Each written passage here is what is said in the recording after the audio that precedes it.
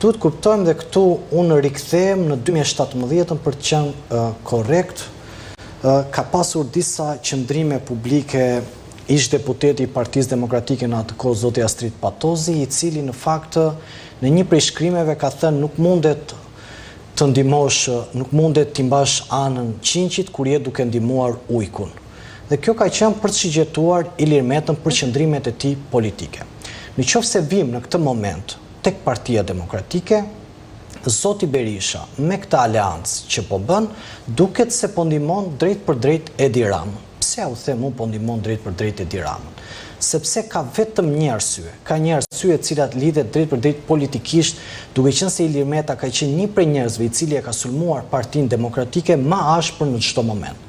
E ka sulmuar nga viti 2013 deri në 2017, e ka sulmuar me qëndrimet e tij kontroverse edhe me përfshirjen nëpërmjet emrave të dyta apo tret në çështjen me Goni Gale, e cila është bërë duke u komplotuar kundër ish-kryetarit të Partisë Demokratike, zotit Basha, dhe duke luajtur gjithmonë me kartën e pazarit politik. Dhe për më shumë duhet kujtojmë edhe për teleshikuesit, 21 janari ndodhi si pasojë e bllokut famshëm të Ilir Metës.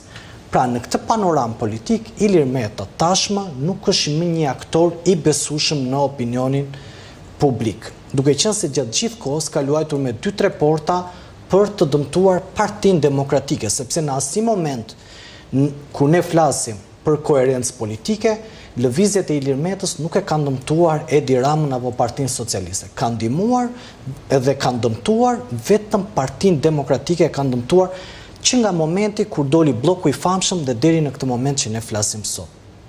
Tashmë kemi në anën tjetër shpëtimi Drizin. Një aktor në një koalicion me Vangel Dulen. Këtu më jep një koment fillimisht. Këtu do të qëndroj.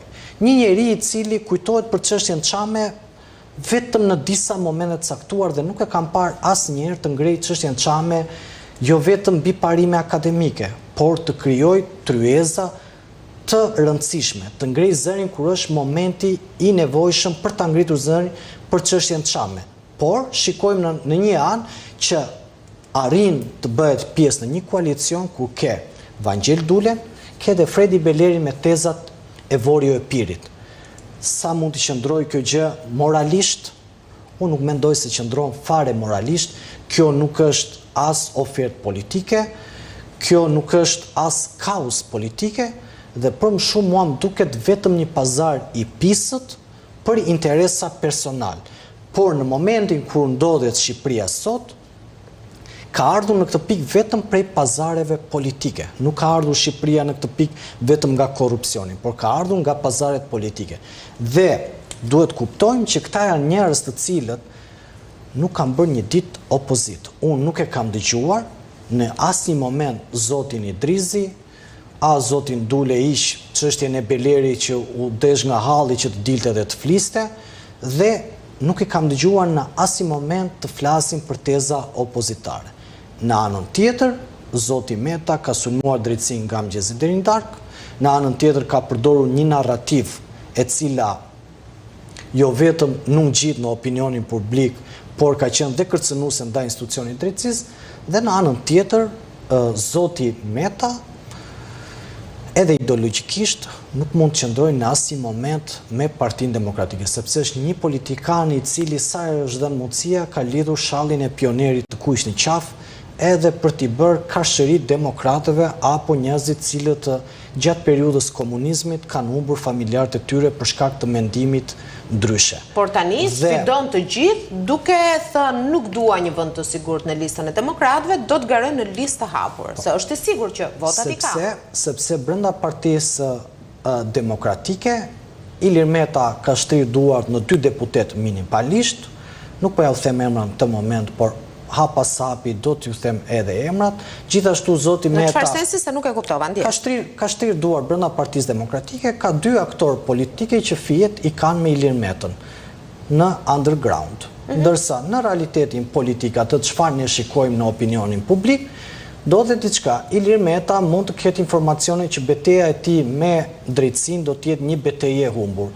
Dhe tashmë hap rrugën për të pasur të besuarit e vet që do të vazhdojnë betejën dhe do të mbajnë atë bërthamën politike që do Ilir Meta ta mbajë në këmbë. Dhe kjo është një arsye pse zoti Meta ka thënë unë dua të jem në listë të hapur, për shkak se zoti Meta e di shumë mirë se çfarë po përballet me drejtsinë, di më shumë se sa ne që flasim, për shkak se ai e di më mirë se çfarë ka bërë këto 34 vite, dhe në këto momente ai ka zgjedhur që të dalin në listë të hapur për t'u lënë emrat e tij të sigurt dhe njerëzit e tij të bindur në listë të sigurt për t'i siguruar, sepse ka vënë edhe pas publikë që unë do të kem një grup parlamentar me 2 shifra.